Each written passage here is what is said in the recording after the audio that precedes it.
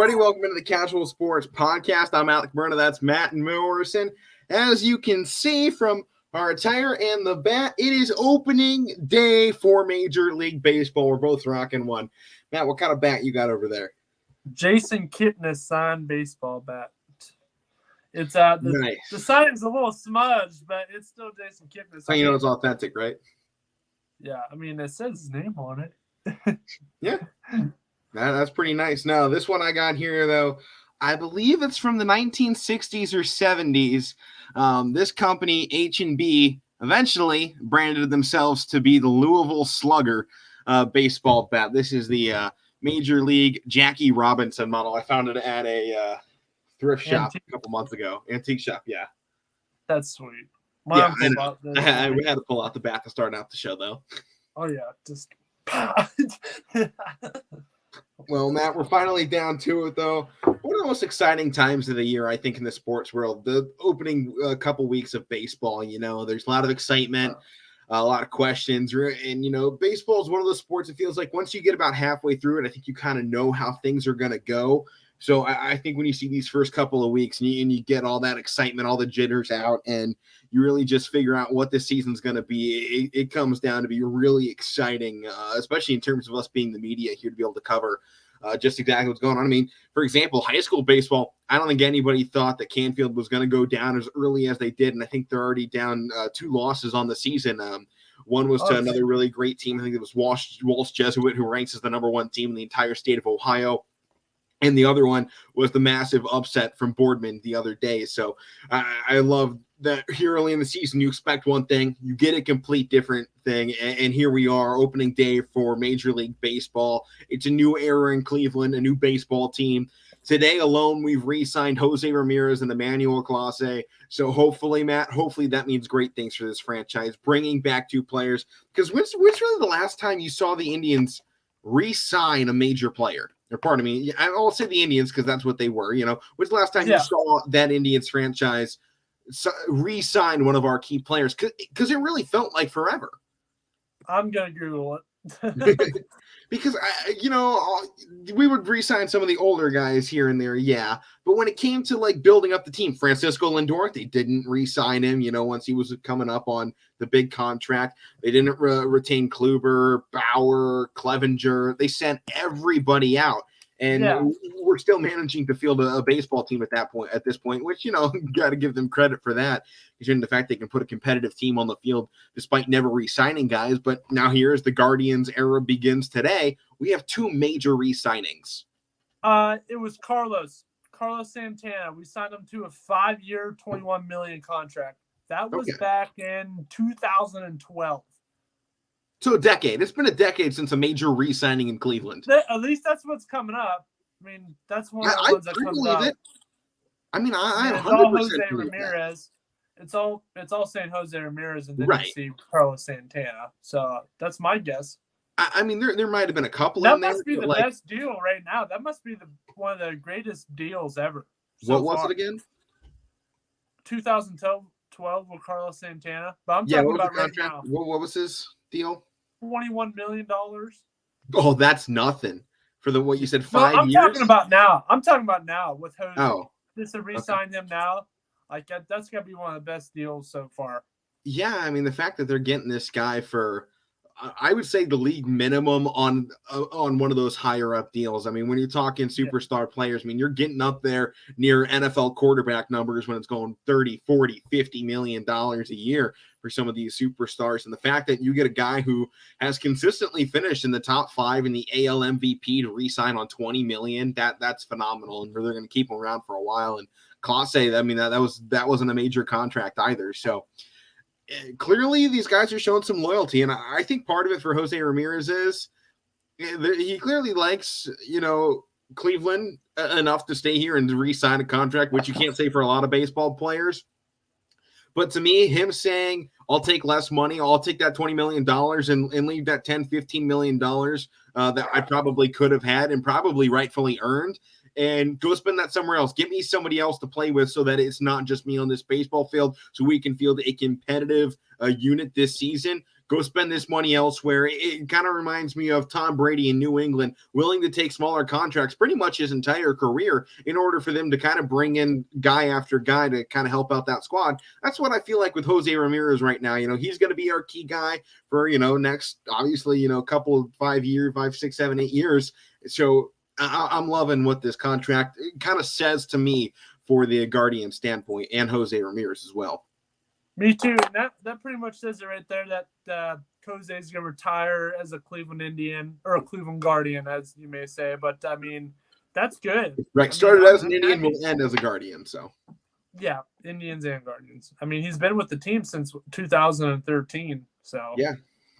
Where was he at before? Nowhere. We drafted him. Okay. Yeah. I'm going to say, was he? Because I know Kluber. Sure. I think we got Kluber on a trade, but he still came up through the minors. We got him as a young prospect. Yeah. I remember him playing down for the Columbus Clippers a couple of years before he made it to the bigs. I know we got Kluber in a trade, actually. Yeah, we got him in a trade, but he played in our minor league system for a while before he came up. Because actually, I only know that in reality because I have an old MLB The Show game, and I went through it, and half of that team that's on the World Series was in our farm system. Yeah, he was. We got most of those guys off drafting and trading. So yeah, he was drafted by Cleveland. Yeah. So, all right. Well, let's go ahead and get into some opening day. Matt, do you have any high school baseball tonight or softball? No baseball or softball tonight. I had Boardman and Mooney softball. Probably would have been a good one, but it's been canceled due to the weather. So no high school baseball on our ends. I checked YSN's website. I couldn't find anything for today. They haven't updated for what games might be coming. So the rain, yet again, spring baseball. Let's hope MLB won't have the same problems. Although, Matt, I have a feeling we're going to get somewhere across this state. There's going to be some games getting pushed away a little bit. Yeah, you might. We saw some sprinkles earlier when we were, when I was in Youngstown, but nothing too bad. It was blue skies on my way home, so we'll have to see what Cleveland's doing. We went down and got some great food at one of YSN's favorite sponsors in Avalon downtown. Yeah, spaghetti and meatballs, man. I still have that taste in my mouth. I'm jealous. I ate mac and cheese before you asked me to go down. I was like, darn, I should have saved some room. Look, it's opening day. Right, but it's opening day, so you gotta get ready for it. And let's start with maybe. Go ahead. And I know it's opening day, and a lot of people forget that it's also the first day of the Masters today. As well. So. We'll talk about that a little bit later, I think, into the week, especially tomorrow when we're on game 2 a day. It's not nearly as exciting to see, but how about we start out with the game that's actually starting right about in 10, 15 minutes here, the Brewers and the Cubs. I was going to go with actually, we already have had 2 games go down. Red Sox, Yankees just got canceled. Mariners and Twins just got canceled for tonight. So 2 games already down for Major League Baseball. But Brewers and Cubs, looks like they're going to get ready to go. It's in Chi-Town. Matt, what are your thoughts going into this game, opening day, for a team that a lot of Clevelanders still just can't get back on top of? I mean, I know a lot of people, before Cleveland lost to the Cubs in that World Series on the 3-1 comeback from Chicago to end their over 100-year World Series drought. Now we have the longest drought in Chicago, and, kind of fans of them, like myself. I kind of like Chicago. I don't know what it was. I like the colors. I like the logo. I love Wrigley Field. Right. I mean, it's a historic place. And now I think it's hard as a Cleveland fan to actually go in here and say, oh, I like the Cubs. Because at the same time, you're like, I like the Cubs, but damn it, they beat us for a World Series. So you're always going to get that. But, I guess, Matt, you can say the same thing on for the Braves squad. There's a lot of Clevelanders that don't like Atlanta because they beat us back there in the 90s. See, I wasn't even born then. So that's the way I look at it. I mean, the Braves are like one of my favorite teams. I wear Braves stuff on here all the time. I was wearing my Freddie Freeman jersey the other day. So I love the Braves. They're right there with my Cleveland team. I mean, I'll root for Cleveland. And they're expected to have a great season too. Huh? In those Braves, I mean, right now, power rankings preseason, they're expected to finish 3rd this they season. Could very well repeat. I said this the other day, even though they don't have Freddie Freeman, it actually might be a good thing that he's gone because I heard he clashed with some of the players, including Ronald Acuna Jr. Him and Freddie clashed a lot. Well, you get that when you get a veteran superstar that kind of wants to be the face. Then you get somebody young coming up and go, move out the way, old man. I'm here to shine. And here we go. You get that butt in the heads, but on the side here of the Cubbies, I'm excited to see what they can do this season. Obviously, they got a pretty good team in the past. They traded a lot of people out though. They've lost a lot of people. I mean, pretty much everyone from that World Series team is gone, isn't it? Yeah, I mean, I know Chris Bryant is with the Rockies now. Right. Schwarber's gone. Baez is gone. Anthony Rizzo's with the Yankees now. Yeah, I mean, everyone I can think of the major guys is gone. Hayward's still there? Who? Hayward? I don't know. Well, let's go ahead and check out what MLB is going to have for us here. Let's see. For the Cubs, what you asked? Yeah, they got Hayward. He's still out in center. Okay, so he was on that team, I believe. Aroldis Chapman's gone. Right. Oh, this is pretty cool. Have you ever gone onto MLB.com and actually clicked on the game day little tab next to the games? It looks like I'm playing MLB The Show right now. This is great. No way. On ESPN? No, if you go on MLB.com. Oh, here, give me a second. No, I got it. Take over this talk. Hello, everybody. It's Matt Morrison. I'm taking over the screen momentarily. But Cubs, Brewers, I mean, they got some good players, but Brewers, I mean, they were just in the playoffs. Wow, that does look like the show a little bit. I'm on here now. But, I mean, the Brewers are still stacked. I mean, they still have Christian Yelich. They have a heck of a squad. So I'll probably go Brewers in this game. Cubs are a little bit rebuilding a little bit. So I got to go Brewers. Brewers were just in the playoffs. So Cubs have to get back to that championship form, which I really don't care if they do because I don't like them. But that's pretty biased. But, I mean, Cubs really cleaned house. I mean, last year at that deadline, they got rid of Rizzo. A lot of players. Baez is gone. Baez is now with Detroit. There's another team. Look out for the Detroit Tigers this year as well because they have some up and coming prospects that are just looking pretty good right now. But let's take a look over here. Let's look at this game.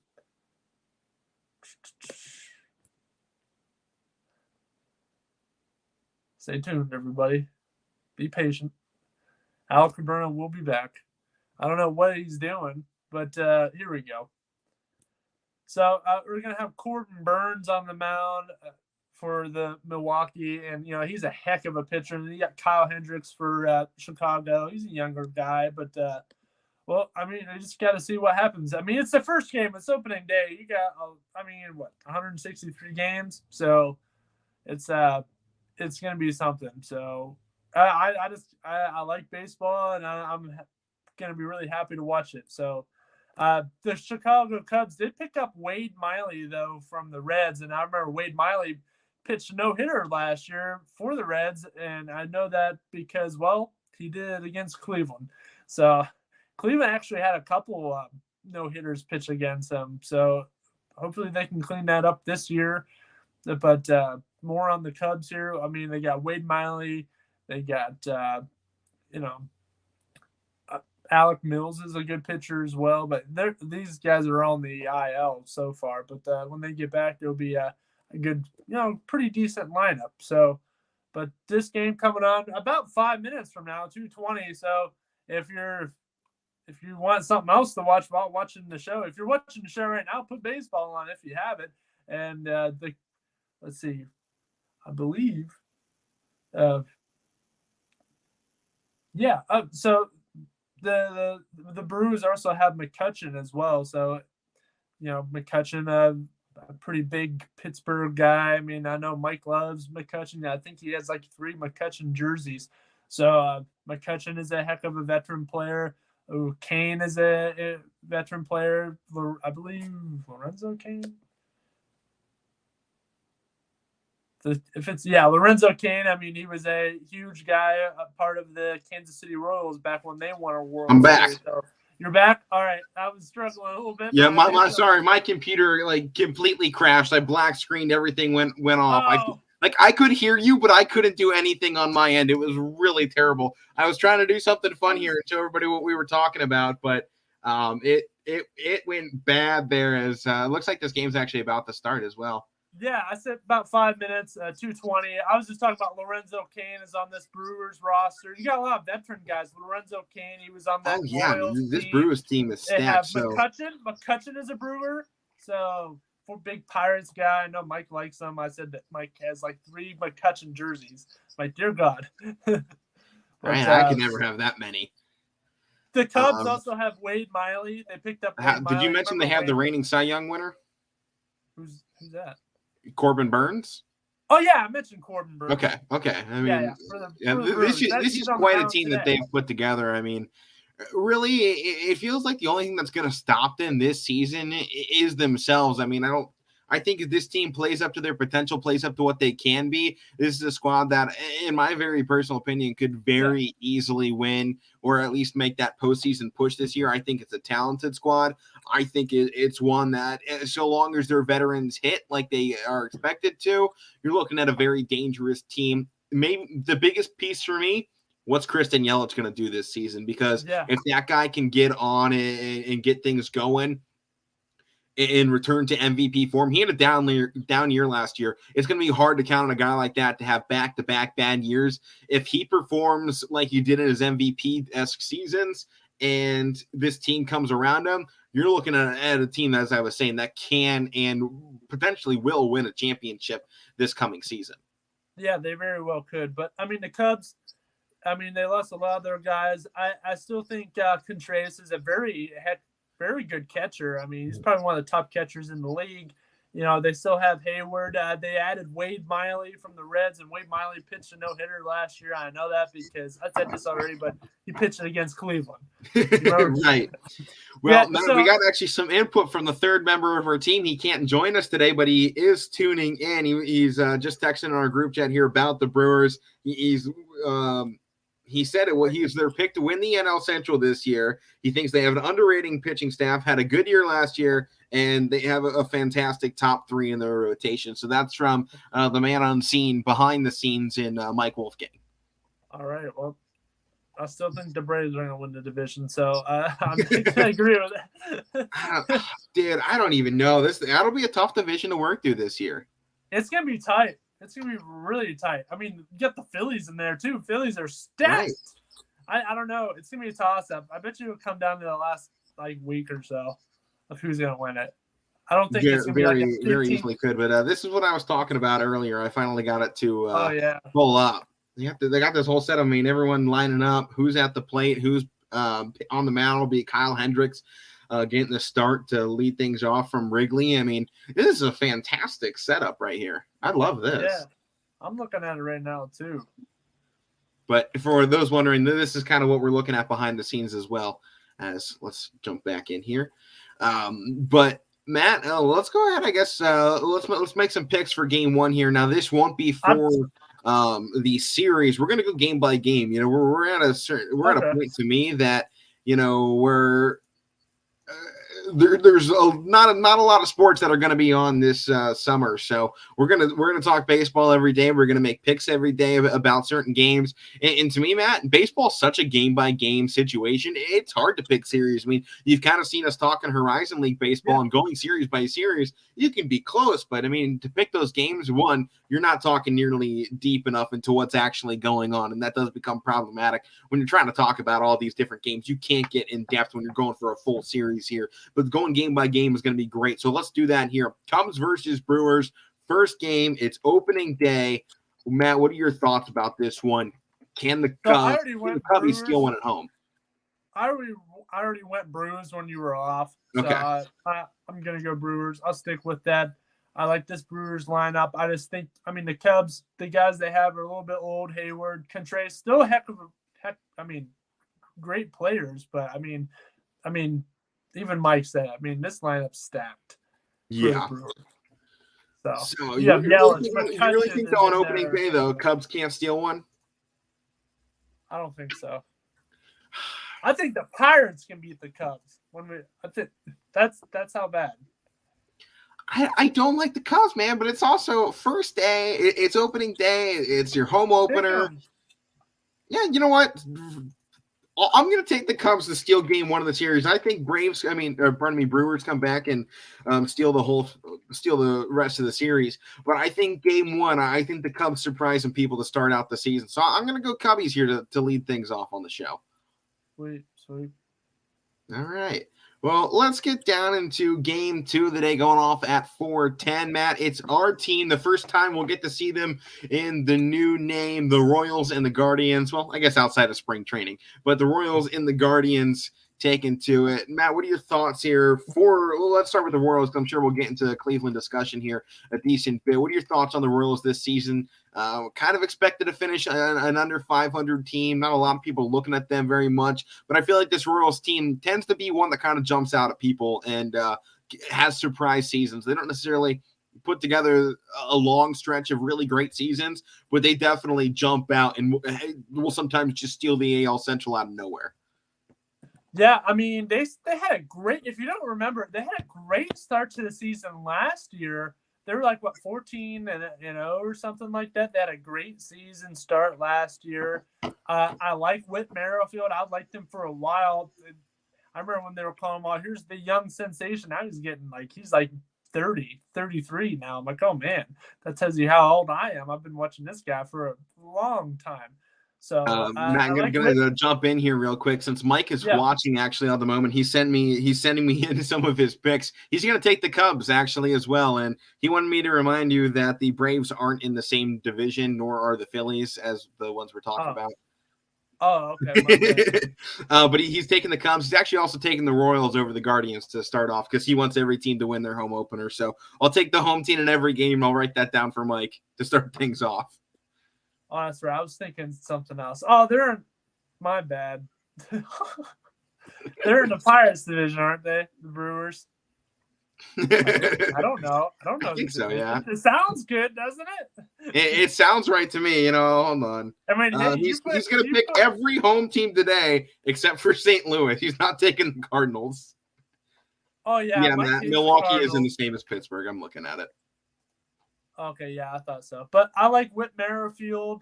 They got the old veteran Zach Greinke on the mound today. So Zach Greinke actually started with Kansas City and then jumped around with a couple of teams. I think last one was Houston, I think. But Zach Greinke is still a heck of a pitcher. I like Brandon Witt Jr. is a heck of a player as well. They have Carlos Santana on first, so I don't know. I still think Santana's a very capable first baseman, probably one of the best first basemen in the AL, in my opinion, honestly, and one of the best catchers too in Salvador Perez. So, they have a team that put together some wins, but I think some of them are just a little bit too old and can't go 100% like they used to. And it's 160. That definitely has got to be a part of it, is that this team is an aging unit for Cleveland as well. We got a lot of young guys, don't get me wrong, but when you have to rely on a dude up there 36, 37 years old to have the same season he did when he was 30 or 32, coming right into the I would kind of say the prime of his career. I feel like baseball is one of those games you hit your stride at 30 to 33 years old. That's your window. I feel like basketball and football especially, that's like 20 to 28 is the prime years. Basketball, you got like 24 to 29, then you're considered old at that point. Baseball is one of those sports. You're up, you hit 30, now you're starting your prime. But I don't think we can rely on these guys to play like they did 7 years ago. And I think that's kind of what you've seen out of Cleveland. They can go on great stretches here and there when you put together, where you just can't put an entire season together behind this Guardians baseball team. Yeah, so we're just gonna have to see. But that's what I got with Kansas City. I just think they're a little old. So is Cleveland, like you were saying, but they got Bieber on the mound. I like this matchup, Bieber versus Greinke. I like the matchup. I like Miles Straw. I think he's a solid center fielder. I think he was kind of a quiet pick when we picked him up, and I like as Rosario as well, and of course Ramirez and Reyes. And then I actually like Bobby Bradley. I think he's a up and coming first baseman. I think he had a couple up and down seasons. I think this is a year where he can break out, and we'll just have to see a couple Well, new man, I guys mean, look at last year's well. squad. I mean, pretty much the same unit we're returning this year. They were 80 and 82, and we called that a bad year. That was a down year for Cleveland. That's where the expectations are for this team. So when we're saying, they're not looking too hot, I think you got to keep in mind, we put together a young squad last year, with a lot of young guys, and we weren't expected to do anything. Half those guys, they were in their first year playing in the major leagues. They were fresh out of the minors, and we still finished second place, and we're 80 and 82. And if it wasn't for Boston and the Yankees putting together epic seasons behind Tampa Bay, there was a chance we could have fought for a wild card spot coming down the stretch. We were far out of that by the time it even mattered because of those other teams, so there was no push at the end of the year. But to me, when you return nearly the same squad, and now you got rid of the question mark to me of what was going to happen with Jose Ramirez. Yeah. You locked him down, you stamped him. To me, that means when they didn't want to move on from Jose, this is a team that's willing to commit. They're willing to play now. I'm expecting to see some big moves made throughout the season to kind of beef up what this squad can do. And all saying, I mean, I think if Chicago has a little bit of a down year and they don't replicate 90, if they don't go 90 plus wins, I think very easily Cleveland steals this division right out from under them. So that's why I'm starting out. Obviously, here we're repped out in Cleveland gear. We're both taking the Guardians here. Mike, not Mac. No, that's not his name. Mike took the Royals here to start it, but no, I like the Guardians to win this one on the road. I like giving that home team their opener, but as you were saying, not really terribly impressed with what the Royals did. I mean, just 6 games back from us last year, so it was a decently competitive division within itself. I mean, 20 games separated first to last, which as I'm looking down here, looks like the slimmest margin between any. The widest one looks to be the NL West, which was 55 games between first and last place of their individual divisions. So when you talk about such a tight race, I think Guardians can probably take game 1 here on the road. I don't love it, but having Bieber up on the mound is going to be great. If we get to see Clase today, this thing's coming back to Cleveland. Oh, absolutely. And I honestly, one of the most players that I'm really excited to see is Yu Chang, man. They got him at second base. I'm excited to see what he can do. He hit pretty good from what I saw in the in spring training. And I'm also excited for this guy that got in right field as well, Stephen Kwan. He's filling in for Josh Naylor. Josh Naylor's still nursing that bad, what was that? I think it was his lower leg. You remember that huge injury he had last year? A lot of people, I honestly forgot about until now. It was a horrible injury, but he's still nursing that. He's going to be on the injured list to begin the season, so Kwan will be out there in right field. He hit pretty good in spring training as well, so I like to see what he can do. But hopefully he does good enough, and Naylor comes back, he can stick around. So that's what they're looking for. Yeah, I mean, when you look at this lineup through and through, I mean, projected lineups for what this team's going to be this year, they're going to lead off with a guy that went 342 in his on-base percentage. Now, he's not a massive hitter. He's not going to be super strong. He's not going to wow you with strength, but he can find a way to get on base. Also was second on the team last year in walks. In Miles Straw, I mean, we're not putting big names out here to lead things off. They're going Miles Straw and Ahmed Rosario, and Rosario pretty good. You look at his on-base plus slugging, dude was up there near 743, and I like this front four of the lineup. You go Miles Straw, a guy that can get on. Ahmed Rosario, another guy that can move that runner up to third, in my opinion. And then you go with Jose Ramirez, an MVP player for Cleveland. And then 4, your designated hitter, dude that's coming off 37 home runs last season to lead the team in Franmil Reyes. If Reyes can go big this season out of that 4-hole for Cleveland, if that's where he ends up coming out of, that's going to be great. If you can let that old man in Franmil sit in the designated hitter spot and the young guys can stay out there healthy on the field, to me, that's the biggest thing, is staying healthy. If those guys can stay healthy out there on the field, this lineup is going to be solidified. And Andre Gimenez, I'm waiting to see what can be done out of him at shortstop. He's our replacement at the time being for Francisco Lindor. I want to see what he can do. Yeah, me too. And I like Austin Hedges behind the plate. I love Austin Hedges. I think from where we were going, I mean, we had some awesome catchers during that time we were heading out to the World Series. And I think we're starting to get back there. I think Hedges, he's got a little bit of that same grit we saw before. Yeah, I love Young Guns when he came up, and I didn't really know who he was. And then Roberto came up. Now I'm going to see Roberto Tuesday. Perez. I mean, we always used to call him Shrek. You know, Shrek's in Pittsburgh now, and he'll be on the starting. He'll be on the opening day, lineup. So I'll be happy. That's mostly what I'm excited for, to see him in Pittsburgh. But right. Well, we'll just have to wait and see. We still have some great outfielders that aren't just playing today. I mean, we still have Oscar Mercado. We still have Zimmer. That was just a projected lineup. That is not official. I'm going to see if they have the official one posted today. Up there. That's what actually, yeah, they do here. So they're going to start things off.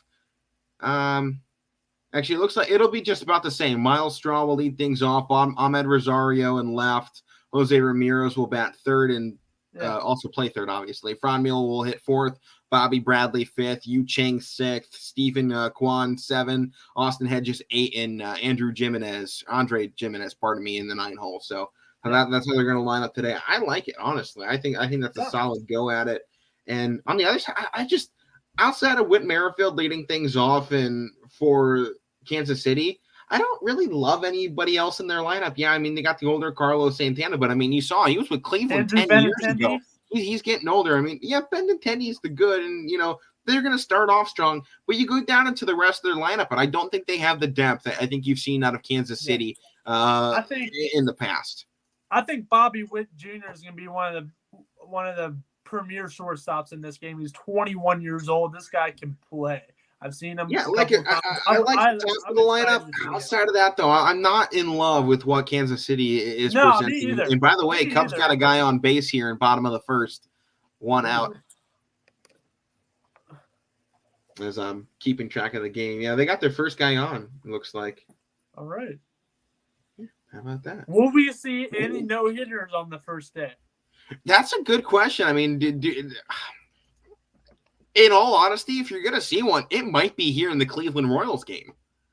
I mean, when you got these two great pitchers and a lot of young guys out there, you have a very real potential that both of these pitchers have phenomenal days. That's kind of why, even if I wasn't a Cleveland fan, I think I'd lean on the side of Cleveland because I think they have a little bit better hitting going in and out of this lineup. And I don't, like I said, outside of that top side of the Kansas City Royals, I don't absolutely love anything about that lineup. I like what Cleveland's got out there. When you go with two great pitchers, and you want these guys to go 7, 8, maybe 9 full innings, you never know who's going to be able to get those hits if you really need them.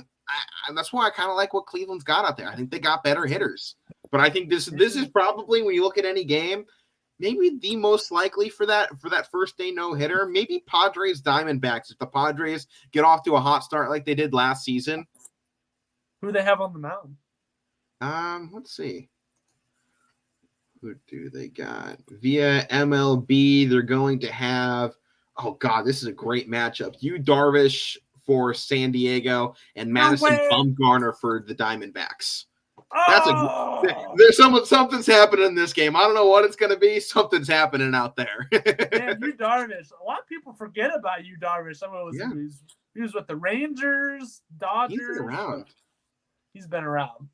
Let's go ahead and make that our next game then. Padres and Diamondbacks. That was kind of going to be the last one, but go ahead. Let's move it up here to start this thing off. I mean, what do you think about this game between these two? They don't even have lineups out yet. These are just the starters. The pitchers were announced. That's it so far for this game, officially at least. Absolutely. What are your thoughts here? Diamondbacks, Padres. Like I like Arizona Diamondbacks. I really like the team, but in all honesty, they are in maybe the hardest division to win in all of baseball. That NL West. I mean, when you look, San Francisco going on an epic run last year with 107 wins. You had the Dodgers at 106. Even San Diego was called a bad season for 79 and 83, finishing third. But I think their numbers looked a little out of whack because they took some losses there to those two teams at the top. So that's where some of that came from to kind of push them down to where they probably could have been up. I like both of these teams, honestly. I like the Padres. You got Fernando Tatis Jr., who's he's awesome. He's batted 500 against Bumgarner in his career with 2 home runs and 4 RBIs. It doesn't seem like too many guys have had many appearances against him. The ones that have are Eric Hosmer. He's batted 222 all time against him. You got Manny Machado, who's gone 30 times against them, bats 200.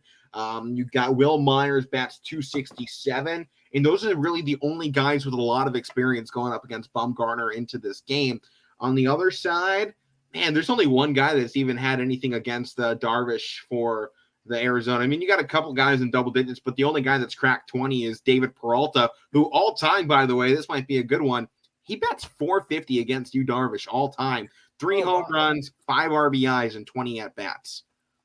Wow. And you got a couple guys here that they can hit off Darvish. So as much as I said that this might be where you get your no-hitter, this also could be where you get the biggest point total of the day. I think this game right here has the biggest chance for a shootout or, one-on-one. Yeah, it could very well be that way. And I like this Padres, rotation. They still have Mike Clevenger on the IL, but when they get him in there in that lineup, that'll be a sick-looking lineup with Darvish and Clevenger. Who else they got in there? Let me look. Diamondbacks got Ketel Marte. Oh, wow, I remember. They re-signed Marte. And Mike says, other than that, they suck. Although he picked them to win their home opener, or, the home opener to start out the season because he thinks every team deserves that, other than the team that his Pirates are going against in the Cardinals. But, Matt, I'm going to Padres to win this game. I like them coming out to start this one. They had a great season last year. Having you Darvish on the mound to lead things off for him in game one, I think it's a good thing, and I think they got just a fantastic team. If this team can live up to the hype that they are supposed to, they live up to the billing, you're looking at another superstar-esque team. Yeah, I'm gonna go Padres here. I almost went Diamondbacks here just because of old man Bumgarner up there. Even though he's old, he just reminds me of Adam Wainwright and Scherzer and all those old guys that are old but can still throw heat. Right. So, Bumgarner is just a heck of a pitcher. I just want to throw that out there. And if he's not a first ballot Hall of Famer, that's bullcrap. I used to hate him when he was with the Giants. Like they used to win all the time when they had him in that huge lineup. So. But I'll go Padres. They're just stacked. I mean, you name two of the names that just satisfy me right there. Tatis Jr. and Manny Machado. Are you serious? Those guys are insane. And that's just 1 and 2. I mean, you also got Will Myers and Eric Hosmer. If they have another season like they did in 2020 when they all slugged over 500, it's over. Another veteran that can hit. He showed that when he was with Kansas City. I mean, he got a World Series ring. So. Yeah, not to mention, I think you look at, you Darvish as their main guy. You got Clevenger coming back from Tommy John. But how about the guy that they brought over from Japan last year, Nick Martinez? He's a very solid pitcher as well. Won 15 games after being brought over from a completely different country to play here. Yeah. Next game to go into here is actually it's the end of the first inning. Brewers and Cubs still knotted up at 0. Figured. But next game here, let's go into Mike's squad. Let's see if he's got any comments down in our group chat here in a minute. Cardinals versus the Pirates. Now, Mike took the Pirates. This is a team I just don't know what to ever expect out of Pittsburgh because I feel like they pull. You look at them on their own, they don't look like they're a bad team, but then they start playing and they're just like, this is not good baseball. Like on paper, they don't look like that's a bad lineup. No, Key Brian Hayes, they just signed him. Mike's been pumped about that. Yeah. Listen, he texted me, and he texted in the group chat. He texted me on my phone, Matt, Key Brian Hayes. And he put it on Instagram, too. I'm like, wow, Mike's pumped. Yeah. Key Brian Hayes is a heck of a player. I'm happy to go see him as well, on Tuesday. But, I've been keeping an eye on him as well. I like Roberto Perez behind the plate. He's an all-time, Cleveland Indian in my heart. So, right. He was never a Guardian, so he was an Indian. But I like this lineup. They have a good guy coming up too with O'Neill. Wait till he comes up. He's a heck of a player as well. I like Brian Reynolds. I had him in my lineup that we did yesterday for like the best preseason lineup or whatever. But yeah, they have good players. It just, I don't know. They just can't put it together sometimes. I don't know. What's Mike saying? Mike didn't say anything. I got a family notification. We're all good, though. Okay, good. Yeah, but going into this game, pitchers for today up on the mound for the Pirates is going to be JT Brubaker, and on the mound will be Adam Wainwright for the Cardinals. So pitching right away is definitely going to be on the side of the Cardinals. That's a hard one to go up against. And you look at the numbers all time for this pit. Not a lot of these Pittsburgh players have a lot of matchups against him. The guy who has the most, and Colin Moran right now is what I'm seeing, not even in the starting lineup for the Pirates. So he's not going to get the nod. The other guy that has the most is Brian Reynolds with 24 at-bats against him, bats 208, and he will bat second for Pittsburgh today. But I don't know. Matt, our academic advisor here at Youngstown State, she's a huge Cardinals fan. She was talking about this the other day because I mentioned I was a broadcast major, and she was trying to show me the massive Cardinals banner. She was very hyped up for this squad too. So I think you've got two really hyped fan bases coming out for this. I didn't tell you the stories I had with her. Every time I go in there, I've seen it, that huge Cardinals banner up. And I've talked about her on the show before with Mike. Mike has talked to her too. And she saw Mike wearing a Pirates jersey one day. And he's like, I hate the Cardinals. Right to her. Mike said that. I'm like, Mike. But when I told her, like, did you hear the day I had to go in and talk to her about for classes? I'm like, did you hear the big news? She's like, no, what? I'm like, Albert Pujols signed back with the Cardinals. And she's like, are you serious? I don't want him. He left our team for more money. We don't want him. And she was telling me, we got a dream team. She was giving me stats like, how do you know these stats? Like, oh my gosh. Mm-hmm. So she knows stuff that I'm like, oh my gosh, like, wow, like she knows. Yeah, Matt, but we got to move along here. We're getting down to our final 18 minutes of the show. And we still got a couple games. We might have to just have her on here. Might have to. You never know. Yeah, we got 3 games more after this one to wrap out the show. But Matt, the big thing for me today is this lineup in the Cardinals has eaten up JT Brubaker over his career. At least when they've seen him, most of these guys are hitting 3. Like, there's not a lot of at bats against him, but from a lot of those last season, you're looking at guys, pretty much everybody's over 200. Most of them are over 300. You even got a couple sitting over 500 against JT Brubaker all time. That's a big thing for me. Having Paul Goldschmidt as your second guy in the lineup is dangerous. You got Nolan Arenado back there at the 4 spot. And then obviously Pujols is going to be your designated hitter. This is a really great squad for the Cardinals, and I'm sorry, Mike, this was a team that finished second place in your division, 29 games ahead of your Pirate squad. This goes out to DJ Yoakley, too, because I know he's a big Pirates fan, and I'm sure he's going to be rooting for his guys this year. The matchups just aren't right in this one. If they can pull it, fantastic. Love to see it for those guys. But if you look at this one on paper, the matchup is not there for game 1. Maybe we see a better Pirate squad than we have before, and I'd love to see the Pirates beat a competitive baseball team. That'd be a lot of fun. Last season, we're going off based on what happened last year. Right. I get that.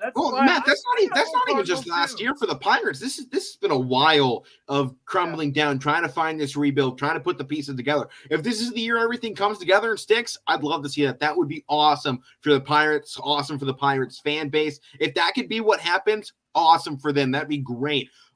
But you just look at this game on paper and you see what this Cardinals team has kind of put in this season, and everything goes right for them. They're looking at a playoff spot again this year. So you're looking at 2 very different teams. That's not saying this is baseball. Anything can, anything will happen. It is utter chaos, especially to start out the year because I'll say it frankly, everyone is guessing to start the year. Nobody knows what's going to actually happen. But you look at what this Cardinals team has together, they definitely have the makings of a playoff team here in Major League Baseball. And in total, as a playoff team, I don't know. I don't think the Pirates are there yet. I think they're a good team. I think they're one that can finally start putting their name in that hat at the end of the year to say, hey, we're not going to be last place in the Central. I think if they can get up near 80 wins for me this year is the goal for the Pirates. If they can get to 80 wins and get right around having a 500 season, I think that is a huge win. If you get 20 more wins than you did last season, right around there, to me, that is the next step for this Pirate squad, getting to 500, then find your final piece, and then go for the run. Yeah, I definitely agree with that. But, I mean, I think this the favors with the Cardinals. I got to go Cardinals today. I like the Pirates. I'm going to see them. But Obviously, Mike is taking the Pirates. Someone here on the show is taking the Pirates. He's not here today, but he's taking the Pirates. taking the Pirates. I almost took them, but when you said Adam Wainwright, yeah, that's a good start. I mean, they got a young lineup. It's just the matchups to start it, too. How about, now in the top of the second inning, Matt, Brewers got 2 on with 2 away. All right. 2 on, 2 outs. What position? What bases? First and second. Oh, yeah. Ground ball ends the inning, though. Second here. Wrigley Field. Talk about one of the best baseball fields in all of sports. Oh, yeah. In my opinion, it's the second best. Fenway. Fenway is just big and green. It's the oldest, and Wrigley's the second oldest. Like I like Fenway, kind of less than the next guy, but at the same time, Fenway, it's just big and green, man.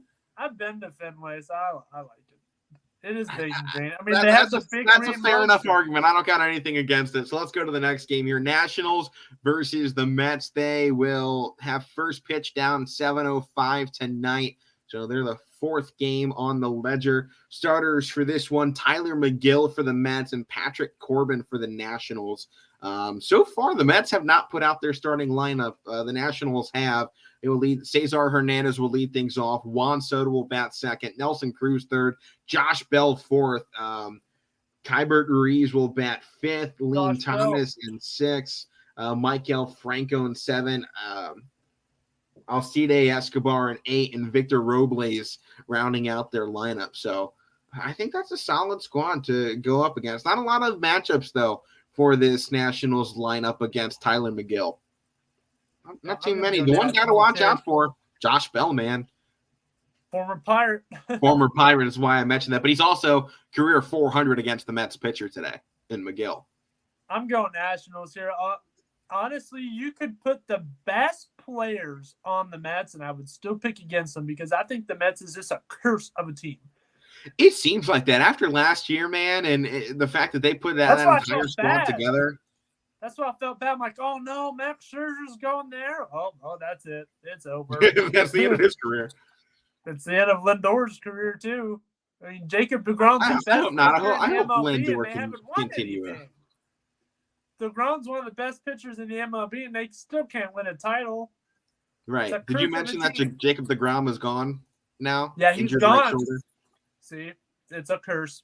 It really feels like a curse. I mean, they got such a great team coming back. I really like Brandon Nimmo. Guy was your 400 on base percentage last year on 500 plate appearances. You got Pete Alonso, who led the league in home runs. You're bringing back Jeff McNeil, Francisco Lindor, obviously. Max Scherzer will eventually be on the mound too.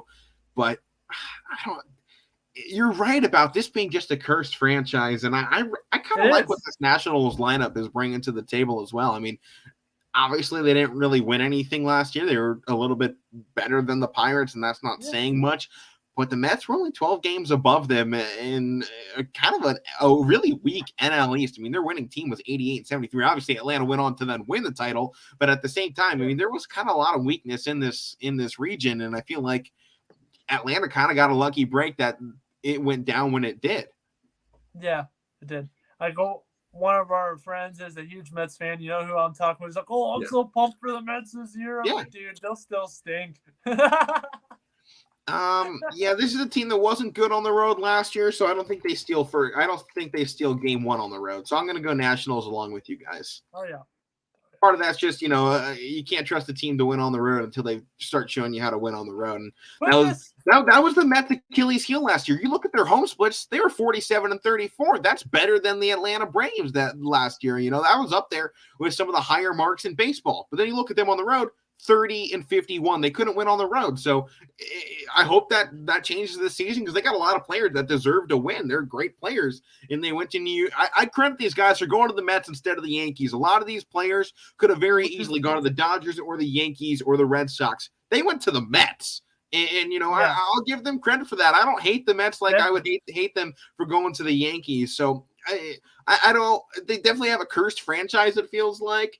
But I don't want this team to fail. ever since the Miracle Mets happened back in 1969, that's been it. Yeah. There's no miracle anymore. But, I mean, they did win. So I go Nationals to start out the year at home with the win. I think the Mets can probably take a game here into the series, but I definitely got the Nationals starting out strong. Yeah, me too. Granted, this is probably one of the only series they start with a win this season. Yeah.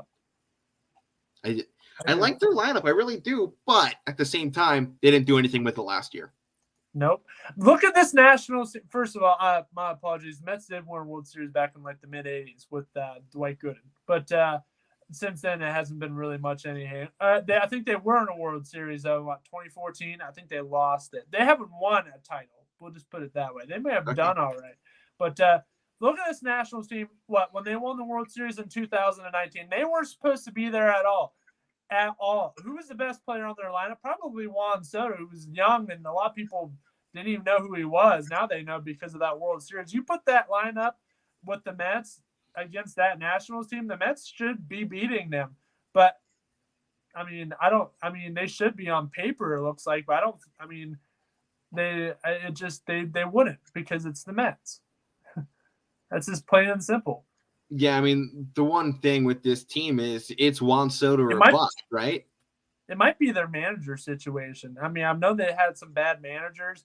I remember who was it? It was our former pitching coach, Mickey something. That was their manager, and he got into some huge trouble, and he wasn't really the best manager. Mickey something. Mickey Callaway?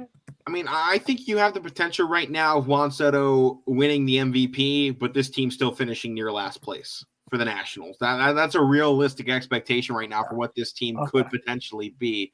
I don't think this is really either team's best go at it here to start things off, though. So they do have.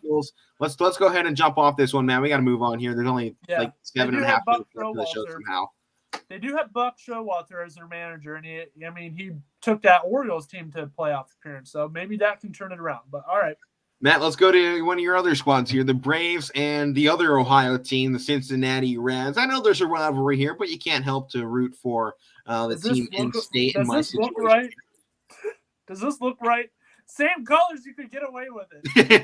Yeah, because of the banner being up right now, I can't see the Indians across the chest. So yeah, it looks just fine. Okay. Yeah, it just looks like. You got the Atlanta Indians. Is that what you're going for here? Yeah. Okay, that'll get taken down quick. So up on the mound to start things off, Matt, the Braves are going to be running with Max Fried. So that's a great start for them immediately, and Tyler Mahle will be on the mound for the Reds. Who is that?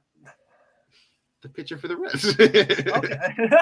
He really doesn't. I mean, between these two teams haven't met very often. There's only like one guy there's two guys that there's three guys that have near 10 at-bats against the opposing pitcher. Asdrubal Cabrera, that name, back at it for Cincinnati, former Clevelander. That was a long time ago. Asdrubal Cabrera has 8 bats all time against Fried for Cincinnati. Batted 250 for it, 250. No way, he's still playing? Apparently, I didn't know that. Ozzie Albies for Atlanta has 9 at bats against Tyler Mahle, which he's batted 222, and then Marcell Ozuna has bat 333 in 9 plate appearances. But he's also got like 5. He's got 6 RBIs in 9 appearances. I know who I'm putting in the hole today.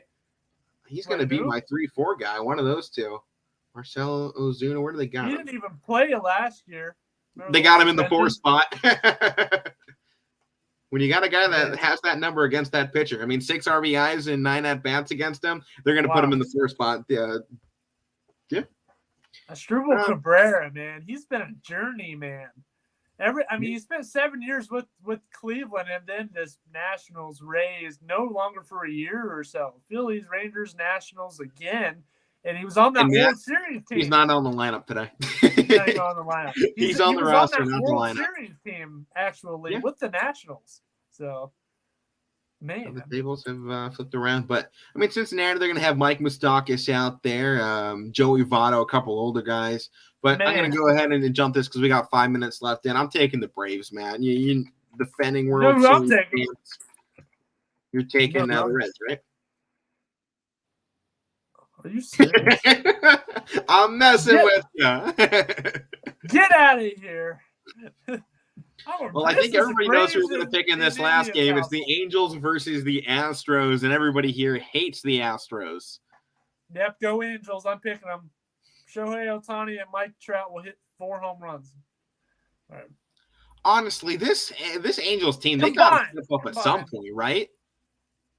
They got to break out some point. They have a good lineup. I even like Anthony Rendon in their lineup, another guy on the Nationals World Series team. But they had the guys. They have Trout and Ohtani. How come they aren't making playoff pushes here? What's the problem? That's a huge question mark. I don't know I don't know. Hopefully this year's the year. Mike Trout only made the playoffs one time. One time. Yeah, for the supposed greatest of all time, he's got to start stepping up if he really wants to get still as the number one the best player. And I know baseball is a team sport, and you got to have a team to get it, and he hasn't had one. But still, if you're going to be the GOAT, you got to win World Series. That's a big thing. Shohei Ohtani versus Framber Valdez on the mound here. That's a great matchup. I really like that. They haven't announced starting lineups just yet, but I'm going to jump right off this. I'm taking the Angels, too. I don't like the Stros. None of us here really do after their situation. And I just now forgot they were in the World Series. They didn't win, so. Yeah, but I mean, MLB opening nobody day, likes the Astros anymore after what happened. Yeah, MLB opening day, it should be a fun one here, Matt. A lot of games to go down to. Looks like here, I'm going to take another look back to Brewers and Cubs. Cubs actually got 3 outs in the top of it. Bottom now, same situation. Cubs got 2 on with 1 away. Guys at first and second. Wow. All right. Yeah, so a fun start to the weekend. We're going to be talking more baseball going into tomorrow. We're going to get into the Masters a little bit tomorrow as well. So bring your golf tees. We'll get extra quiet. I'll bring out the fancy microphone so we can talk really quiet into it. I've always practiced every sport. Like you practice hockey, you got to be the loudest because it's so loud in the arena, and you have to be the loudest ever to call hockey. And for golf, you have to be the quietest. So you just got to whisper. There's a nice line drive up the middle. Is there any quieter broadcast than golf?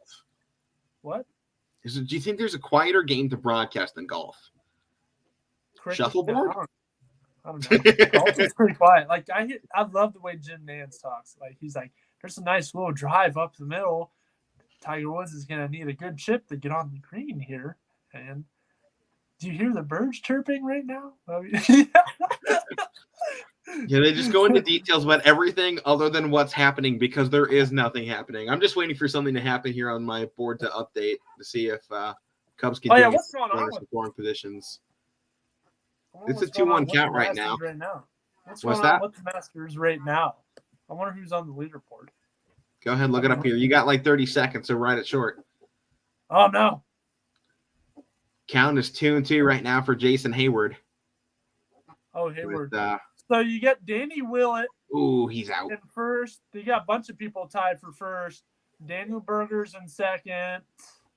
Where's Woods? It only shows the top couple of guys. Well, we'll dive into it more tomorrow. That's going to do it here for the Casual Sports Podcast. A little bit laid back. Got some baseball. It's a laid back time of the year. That's what baseball is for, right? Laid back. Kicking back, grabbing a nice drink, and watching some games. We'll see y'all tomorrow. That's what I'm doing for the rest of my night. My game's canceled, so I'm watching baseball. And see y'all tomorrow. I'm Alek, Koberna, Matt Morrison, Mike will be back later. We'll see you. Power Hour coming up next.